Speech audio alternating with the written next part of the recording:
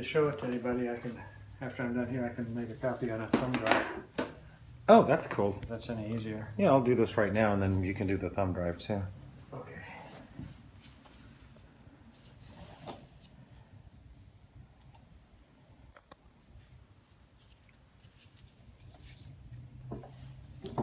So the firebox mostly okay. You got some cracks on the back wall. Those should be ground out and filled with mortar. You got a pretty big hole back there where the gas pipe is coming in. That needs to be cleaned out and stuffed with mortar. Okay. Those are pretty easy. The log lighter looks okay. There. The damper works. Okay, good. I couldn't get it to open the other day, and I didn't want to force it. Yeah, sometimes they're a little stiff, but this isn't too bad. Okay. Now up here, this surface didn't look too bad. I was looking at it from down below. Up above, it looks to me like there's some holes, but we'll see what the camera shows. Okay, so this is a surface called the breastplate. A little bit of a hole there. And I'm not recording any sound on the recording that I'm making. You are or not? I'm not. Okay. There's another hole there. Bring it a little higher. We got a gap between these bricks on the upper right. Another gap over there in the upper right. Something's going on here. Doesn't look very deep, but got some kind of a crack starting there. Another divot here.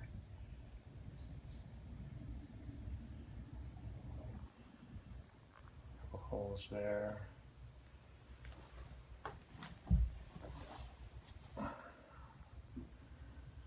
Alright, now we're gonna see what we got over here.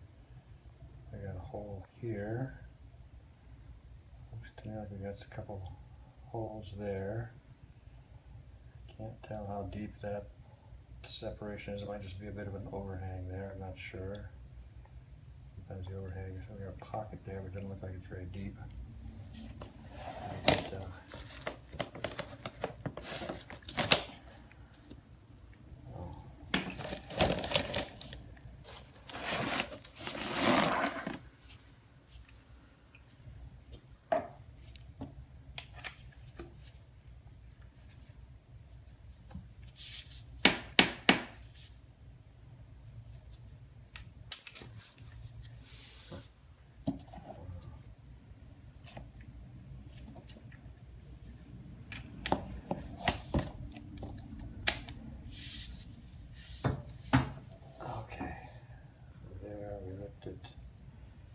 we looked at that before.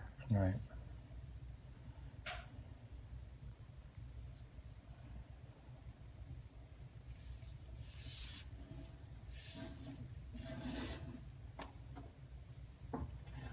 This left side. Separation there between the bricks in the upper right corner. Another pocket, possible likely hole there. Overhang, but that doesn't look to be so bad down here. Hole here. Basically, we've got several holes. I mean, this is more than what I was seeing from down below. Mm-hmm. Or up above, you mean? Just when I was looking up from down below. Yeah. Camera's picking up. Sometimes it's the other way around. Sometimes the camera can't see them, and you can from down below. Looks like we got a bit of a separation there. Separation there. The upper right. We're getting up pretty close to there's the beginning of the flue. Now,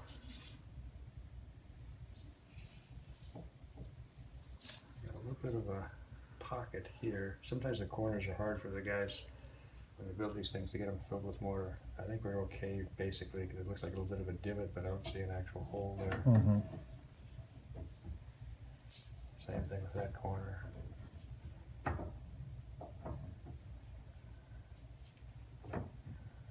We're going to see this other corner. It's the wrong angle.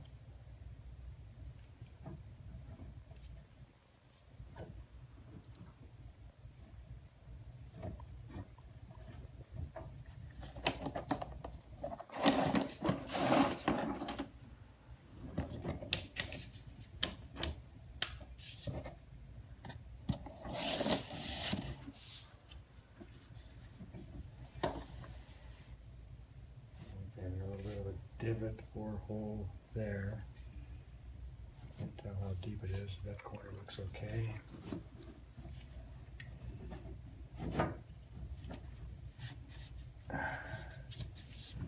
So I can get our camera to go up into the flue.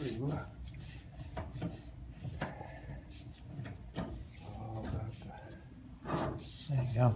there we go. So we got these clay liners, and sometimes they get cracks in them, and sometimes the mortar joints between them aren't filled. Let's see what we got here. So that's clay? Yeah. Oh, that's the clay that you see sticking out the top sometimes. Yeah. Okay. Yeah. This one doesn't really stick out, but it's clay. You got 5 liners in here. They're about 2 feet tall. Okay. So here's the first mortar joint. This looks okay. Mm-hmm. I don't see any gaps.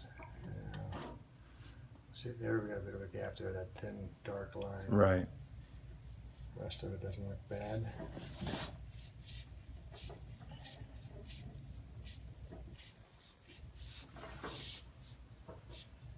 Next joint, that looks, so there's a gap over here on the left. Yep. That's okay there. Looks like I got a bit of a gap there as the camera goes up and down.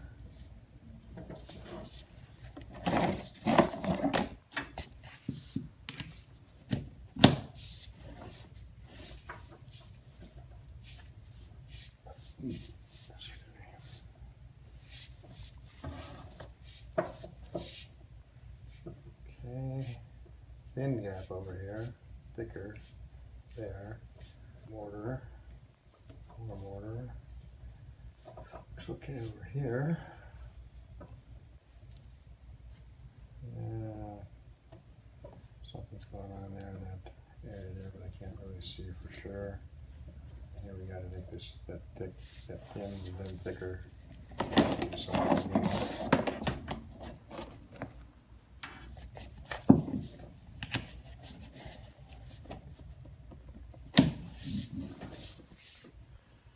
this is a large joint up near the top.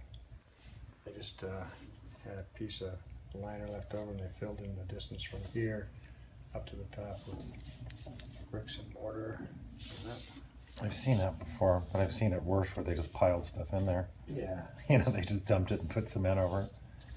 it looks like we got a bit of a gap in that one corner right there. But I think that's above the roof line. Let's see how far it is from here up. Oh, because we got sunlight. There we go. Yeah.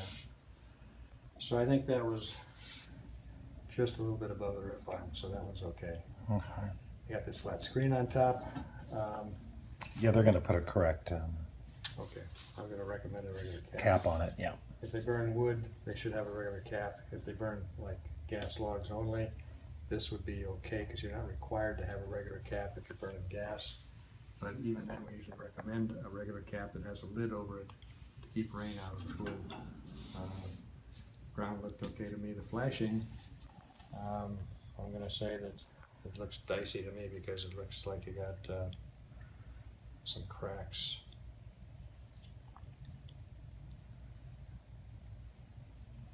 You got, like, here's the roof and here's the flashing, and you got a gap there, a separation, and a separation over here where it looks like water could possibly at least get in there.